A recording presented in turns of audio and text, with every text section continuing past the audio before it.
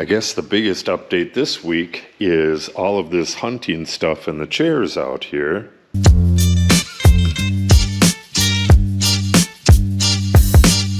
My brother-in-law and nephew are down in the woods bow hunting right now. My nephew got an 8-pointer yesterday, and with any luck, they'll get another one today. As far as actual progress on the wood shop, you could see that I got this big partition wall in. It's not 100% in.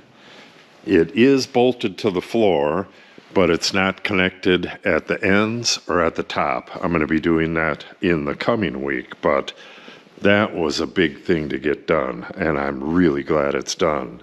The second thing I got done was got all of the ceiling joists in.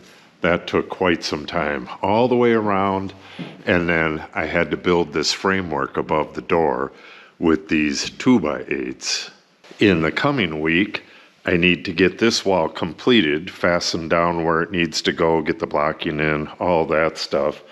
I need to get insulation in this whole wall, and I'm going to be stubbing in some electrical stuff for the light above the man door there, and a light above the garage door here.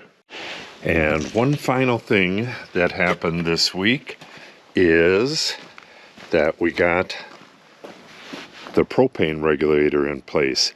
That was put in place and the entire system was tested. So we now have propane all the way to that valve right there.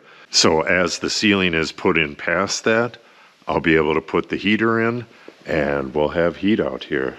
And finally, I ordered the ceiling tin. The tin is going to be ready this coming Friday, so I'm not sure if I'll be able to get any in or not, but I'll at least have that wall done and that wall done and have this place cleaned up and resituated and be ready for the tin in the next update.